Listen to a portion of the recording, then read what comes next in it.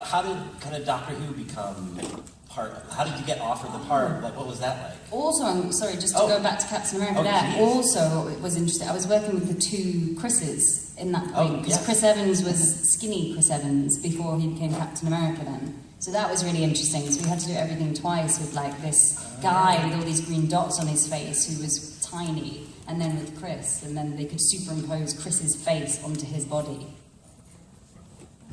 Wow, that must be difficult.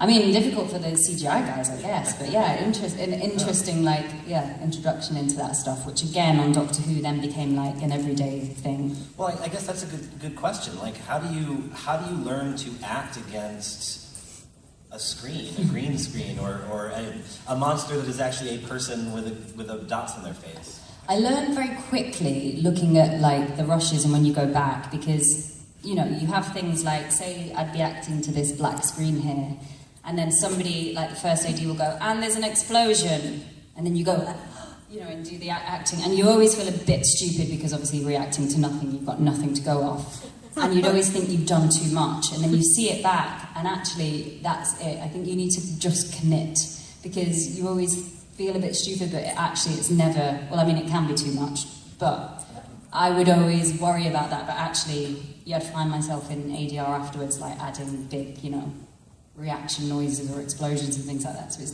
never too much. But I mean, I've done all sorts. Like I remember I did a series about the Titanic and the Titanic sinking, and literally I had a cup, and that was my mark, and I was watching the Titanic sink, and that's what you're looking at is literally a cup or a tennis ball on a stick. If you're lucky. This is what you trained for, right? This is the background of being an actor, right? Nobody trains you. Nobody trains you to do that. You kind of just, I think you have to learn the power of imagination, and I guess that's you're definitely never trained. You're never trained to do that. Do you have any kind of good memories of things that happened on the Doctor Who set that maybe were kind of crazy or? I mean, all sorts. I mean, mine and Peter's favourite thing was to try and hide from the runners, because the ADs, their job, the poor guys, are basically to know where we are at any given moment so that we would never hold the set up. So the favourite game was to try and run away from them. Whether that be, you know, hide inside one of the Daleks was a very good trick. But yeah, doing that, like basically trying to get lost was always a fun game. Matt would always jump out quite a lot. Matt was a bit of a jumper-outer. That's how I describe him too. Yeah, jumper-outer. A jumper-outer. I'm a little bit jet-lagged, so it's going to be a bit jumbled today, I think. What was the transition like between Matt and Peter? But in terms of the set and how your kind of working relationship? Which is just weird. I mean, that whole day, I don't think I'll ever have a more bizarre day on set where I was acting with Matt, and what was really funny was actually Matt trying to find, you know, like the position that he ends in so that Peter regenerates from that. And he was like trying to find the end pose, and I remember, I don't know if this is on screen properly, but he ended up choosing the most difficult, he like fell back onto the console, so that Peter then had to start in this position and jump up. But it was, you literally, Matt finished the scene there, it was really, really emotional, and then suddenly, that's it. Peter walks on the set, they swap watches, because there's only one of these watches, there's no continuity. And then you carry on the scene, and it's a whole different actor playing the same person but completely different, and you just literally carry on, and Matt leaves, and it's just so bizarre.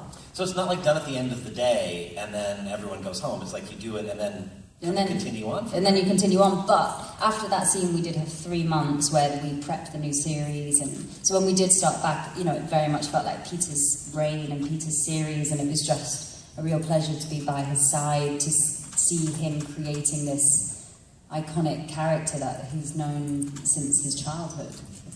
So once the series, or your time on the series ended, and you've kind of gone on and done Victoria, you're never going to be leaving Doctor Who behind, right? You're always kind of going to be known as a Doctor Who person? Yeah, I think so. I feel like once you've kind of got that badge, I'm very proud of that badge as well. And I still get sent, like, I got sent some dolls the other day. You know, like, my new doll can do different things. I've got a bobblehead. Did you just get those? Like, when they produce those toys, do they just send them to you? Or yeah, but do you have to buy your own? always. No. Often I find a lot of things at conventions. I'm like, oh wow, I've never seen that. So I'm like, you know, but my mum obviously likes to. My nieces have got a fun game with a doll, actually. So they've got a doll of me, so what they'll do is they like to put it in positions and I have to do it as if the doll is a remote control of me, which they find like endlessly fun to try and get it in the most ridiculous positions, and I have to like, try to do the same. I recommend it.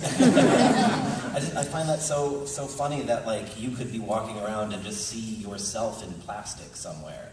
Like that's just it must be an odd out-of-body experience in a certain way. I think all of Doctor Who was a bit of an odd out-of-body experience, really.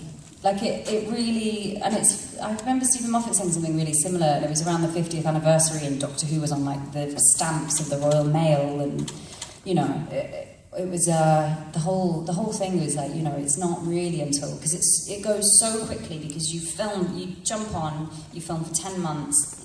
These are like, again, like 14-hour days. It's really fast. You finish, it's out on screen almost immediately. You do all the press and the promotion, and then suddenly you're back in doing another series. So it was incredibly.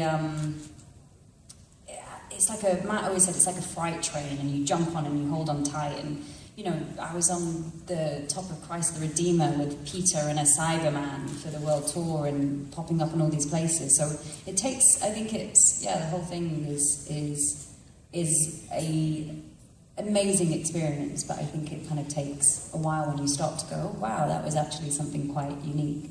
Kind of surreal in a certain way, like you're kind of removed from the world. Yeah, you are totally removed from the world, because you're in these studios for 10 months of it, and then suddenly you pop up in Rio de Janeiro or Mexico, and you're like, oh wow, this really kind of ripples out. Or in Baltimore.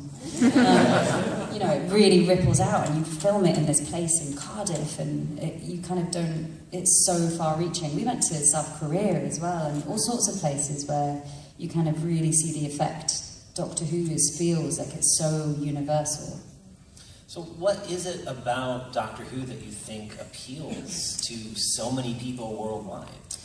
I think it's the imagination. I think it kind of, you know, it is for families, for adults, for kids. It's a series about never growing old in many ways, but I think it's the domestic and the adventure, and the idea that, you know, an alien could land on any one of our doorsteps and give you adventures to last for a lifetime, and it's about friendship and hope and optimism, and ultimately I think what it is to be human in many ways. So I think that's why the appeal kind of transcends culture in many ways.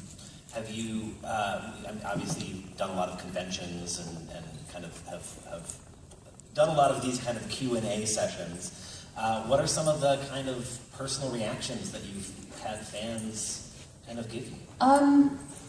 All sorts of stuff. I mean, I'm often, for me personally, I get there's a lot of souffle girl, impossible girl, run you clever boy, and also let me be brave. I think Clara's last, that's the thing that kind of, I mean, there's a lot of people who've got that tattoo actually, but that's the kind of a lot of the things that I get personally.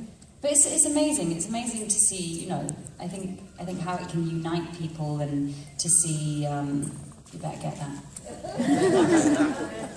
To see kids as well, I think, when you really see, he's a hero, to grow up, I mean, I never grew up with Doctor Who, and I wish I had, because I just think, someone described it once as an imagination explosion. And I think for kids to have a hero who is all about, you know, not about weapons, he's about, you know, custard creams and stuff. Like, I think it's a really amazing thing for children to have.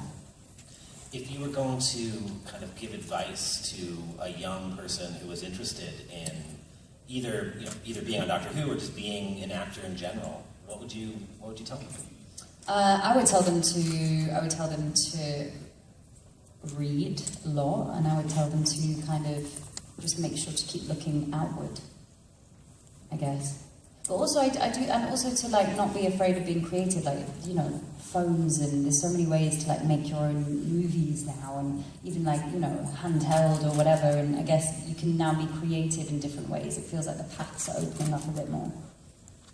So I saw, because as I was kind of researching you, which is kind of weird and awkward to say to you, right? I saw, and this has been out in the UK, but it's just coming out here. The Crime. Oh yeah. And I had not heard of it. What is The Crime? It's so dark. It's so dark. That was something I filmed in January this year in Melbourne, in Australia, and then Glasgow, Scotland. The book was set there. But yeah, it's like a psychological thriller, a 4-part psychological thriller, which is really dark. Well, tune in. Do you like playing that kind of dark and mysterious, or do you prefer historic? Do you prefer, like, what do you like to perform? All different things. Like, I loved doing it after Victoria. It was ideal. It was a completely, again, different way of shooting. So different to Doctor Who, so different to Victoria. But I mean, yeah, to live inside, I mean, it's about a parent who the unimaginable happens to her, and she has to live in the most amount of pain, but really kind of suppressed. And I think it's hard to kind of say it any more without giving anything away. Am I turning my back on you? I feel very, very rude. But yeah, I mean, it's hard. I mean, I'm not a parent, I'm not a mum, and it's so about that kind of, I really felt that pressure and that responsibility to kind of be able to do that and do that justice. So it's probably the most challenging thing I've ever done, for sure. It's an absolute kind of emotional marathon. How do you prepare for something like that? Fear, I think.